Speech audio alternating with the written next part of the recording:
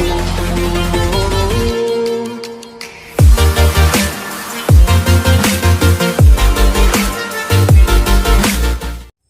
India, welcome back to our channel. It's time for level up commerce. Last video में हमने आपसे discuss किया था कि अकाउंटिंग की डेफिनेशन क्या होती है और American institute of certified public accountant एक वर्ल्ड लेवल का अकाउंटिंग का बना हुआ एक इंटरनेशनल ऑर्गेनाइजेशन जिसने अकाउंटिंग की डेफिनेशन को बहुत ही उम्दा और आप कहें कि बहुत ही बेहतरीन तरीके से डिस्क्राइब किया। और आज मैं स्टार्ट करने जा रहा हूं बेसिक अकाउंटिंग कंसेप्ट्स। तो आज के हमारे टॉपिक का नाम है बेसिक कंसेप्ट्स।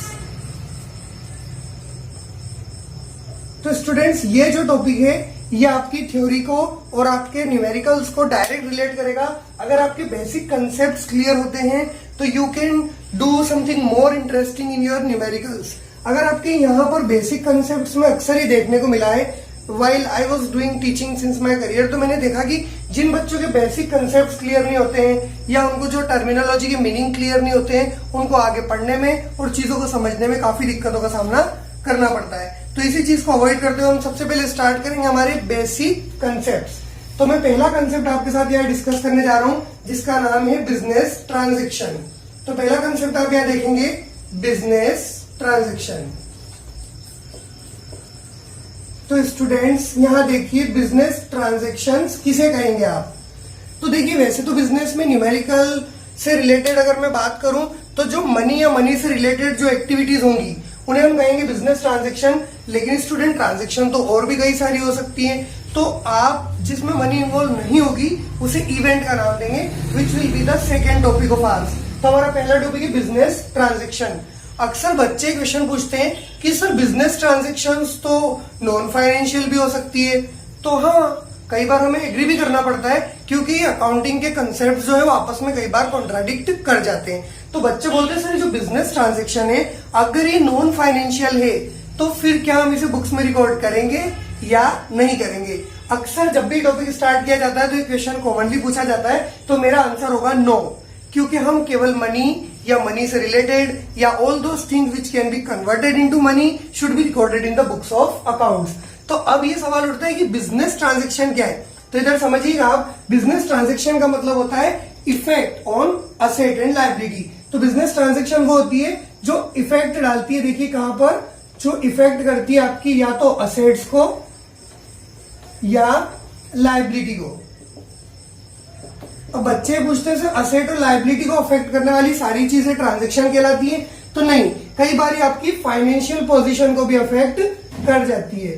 तो यहाँ पर फाइनेंशियल पोजीशन को भी ऐड करना थोड़ा जरूरी हो जाता है। तो ट्रांजैक्शन बिजनेस से रिलेटेड अगर मैं बात करूं तो जो इफेक्ट करे आपकी असेट और लायबिलिटी को या आपकी फाइनेंशियल पोजीशन को, so that will be called business transaction. और सारी बिजनेस ट्रांजैक्शंस को हमें काय में कन्वर्ट करना होता है?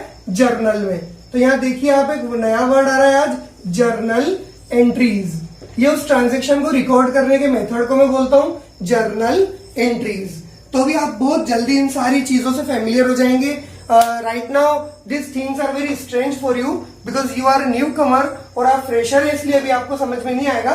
But very soon let me give opportunity to serve you. आप जैसे जैसे मुझे आगे बढ़ने का मौका देंगे और साथ साथ आप भी आगे बढ़ेंगे, so you will definitely grow with me. Okay, तो यहाँ पर मैंने आपको समझाया बिजनेस ट्रांजैक्शन। अब मैं यहाँ पर ले रहा हूं इवेंट्स। देखिए इवेंट्स का ट्रांजैक्शन से कनेक्शन है, इसलिए मुझे इवेंट्स को यहीं एक्सप्लेन करना पड़ रहा है। अच्छा, इवेंट्स क्या होती है? तो ये बच्चे पूछते हैं सर इवेंट्स तो मैरिज भी हो सकती है, किसी की बर्थडे पार्टी भी हो सकती है, तो ऐसी बहुत सारी इवेंट्स स्टूडेंट हो सकती है। हाँ, मैं जानता हूं आपके दिमाग में क्या क्या आ रहा है। तो मैं बात कर रहा हूं उन इवेंट्स की जो रिलेटेड होंगी हमारे बिजनेस से। तो बिजनेस से रिलेटेड जो इवेंट्स होती हैं, these are the effect of transaction. तो मैं कहूंगा यहां कि दीज आर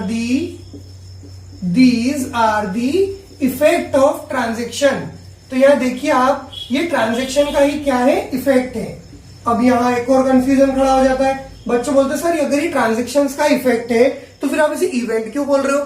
तो स्टूडेंट, इसे मैं इवेंट इसलिए बोल रहा हूं कि ये ट्रांजैक्शन का इफेक्ट तो है पर ये फाइनेंशियल टर्म्स में नहीं है। जैसे सपोज करो कि Sharma ji going to Jaipur for business purpose, तो अभी इसको कैसे रिकॉर्ड करें?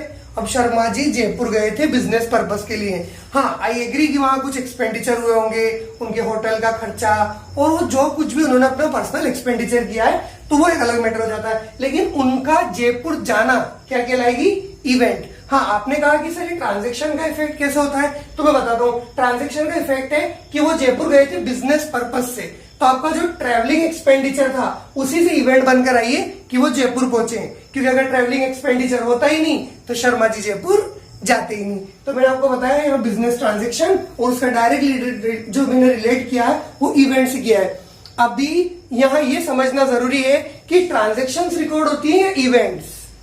तो आप खुद भी अपने दिमाग पर थोड़ा सा लोड दीजिए, इंसिस्ट कीजिए कि ट्रांजेक्शन रिकॉर्ड होनी चाहिए events. So it is very clear, it's a business world and all businessmen are very professional. तो वो कभी भी ट्रांजेक्शन्स को रिकॉर्ड करते हैं, इवेंट्स को अवॉइड कर दिया जाता है। अच्छा, इवेंट्स को अवॉइड तो किया जाता है but you should have to remember, क्योंकि इसमें मनी से रिलेटेड कोई भी एस्पेक्ट या कोई फाइनेंशियल एक्सचेंज या एक्टिविटी नहीं हो रही है, इसलिए हम इसे अवॉइड करेंगे और ट्रांजेक्शन को रिकॉर्ड करेंगे।